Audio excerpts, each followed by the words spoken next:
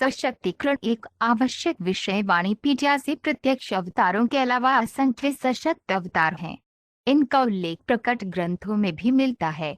ऐसे अवतार प्रत्यक्ष और अप्रत्यक्ष रूप से सशक्त होते हैं।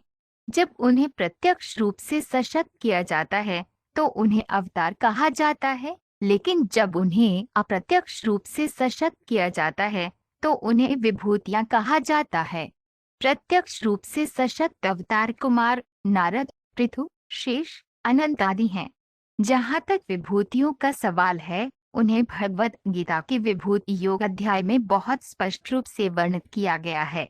और इन सभी विभिन्न प्रकार के अवतारों के लिए स्रोत गर्भोदकशाई विष्णु हैं।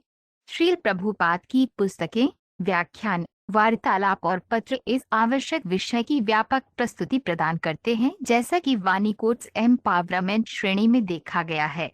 उनकी पुस्तकों का एक परिचय निम्नलिखित 8 उद्धरणों में दिया गया है। श्रील प्रभुपाद की पुस्तकों से उद्धरण जान लें कि सभी सुंदर, गौरवशाली और शक्तिशाली रचनाएं मेरे वैभव की एक चिंगारी से उत्पन्न होती हैं।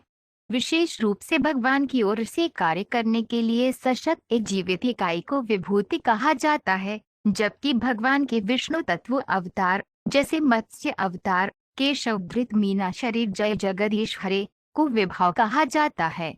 श्रीमद्भागवत 6 अप्रैल 1945। एक जीवित इकाई जिसे भगवान ने विशेष रूप से ज्ञान या शक्ति से सशक्त किया है, उसे तकनीकी रूप से आवेश रूप कहा जाता है। जैसा कि चैतन्य चरितामृत CC अंत्य 7.11 में कहा गया है, कृष्ण शक्ति बिना नहीं तारा प्रवर्तन। जब तक एक भक्त को भगवान द्वारा विशेष रूप से सशक्त नहीं किया जाता है, वह पूरी दुनिया में भगवान के पवित्र नाम का प्रचार नहीं कर सकता है। ये आवेश रूप शब्द की व्याख्या है। चैतन्य चरितामृत मध्य लीला 20.165। कृष्ण का एक शुद्ध भक्त वही मांग कर सकता है जो नारद मुनि कर रहे हैं। वह कहते हैं, यदि तुम मेरे निर्देशों का पालन करोगे तो मैं तुम्हारी मुक्ति की जिम्मेदारी लूंगा। नारद जैसा शुद्ध भक्त किसी भी पापी व्यक्ति को आश्वासन दे सकता है, क्योंकि भगवान की कृपा से ऐसा भक्त किसी भी पापी व्यक्ति का उद्धार करने में सक्षम होता है, यदि वे व्यक्ति निर्धारित सिद्धांतों का पालन करता है। चैतन्य चरितामृत मध्य लीला 24.255। भगवत गीता के अनुसार कोई भी नियंत्रक जिसके पास कुछ विशिष्ट साधारण शक्ति होती है, उसे विभूतिमत सत्व या भगवान द्वारा सशक्त नियंत्रक कहा जाता है। विभिन्न विशिष्ट शक्तियों वाले कई विभूतिमत सत्व नियंत्रक या देवता हैं, लेकिन परम सत्य बिना किसी दूसरे के एक है। ये श्रीमद् भागवतम परम सत्य या परम सत्यम के रूप में परम सत्य को निर्दिष्ट करता है। श्रीमद् भागवत परिचय मंदिर निर्माण आम जनता और नवसिखुआ भक्तों के लिए है, लेकिन उन्नत और सशक्त भक्तों का व्यवसाय किताबें लिखना, उन्हें प्रकाशित करना और उन्हें व्यापक रूप से वितरित करना है। भक्ति सिद्धांत सरस्वती ठाकुर के अनुसार साहित्य वितरित करना एक महान मृदंग पर खेलने जैसा है। नतीजतन हम हमेशा international society for Krishna consciousness के सदस्यों से अनुरोध करते हैं कि वे जितनी संभव हो उतनी किताबें प्रकाशित करें और उन्हें दुनिया भर में व्यापक रूप से वितरित करें। चैतन्य चरितामृत मध्य लीला 19.132। राजा पृथु द्वारा अपना शाही आदेश दिए जाने के बाद गाय के आकार में पृथ्वी यह समझ सकी कि राजा भगवान के सर्वोच्च व्यक्तित्व का प्रत्यक्ष रूप से सशक्त अवतार था। नतीजतन राजा सब कुछ जानता था, भूत, वर्तमान और भविष्य। इस प्रकार पृथ्वी द्वारा उसे धोखा देने की कोई संभावना नहीं थी।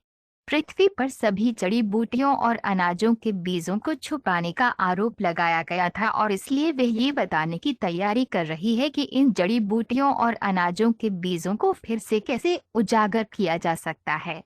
श्रीमद्भागवत 4.17-29। नारा और नारायण ऋषियों ने उनके त्याग का प्रदर्शन किया तो भगवान के सभी अलग अलग अप्रत्यक्ष या प्रत्यक्ष रूप से सशक्त अवतारों ने अलग अलग विशेषताएं प्रकट की, लेकिन आदि भगवान कृष्ण ने भगवान की पूरी विशेषताओं को प्रदर्शित किया और इस प्रकार ये पुष्टि की गई कि वे अन्य सभी अवतारों का स्रोत हैं और भगवान श्री कृष्ण द्वारा प्रदर्शित सबसे असाधारण, विशेषता चरवाहे लड़कियों के साथ उनकी लीलाओं की आंतरिक ऊर्जावान अभिव्यक्ति थी।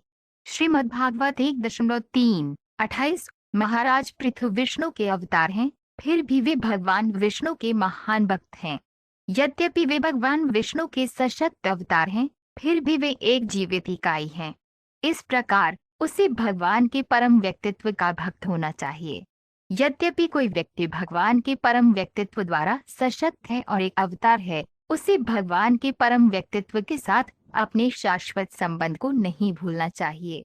श्रीमद्भागवत 4.1-9-10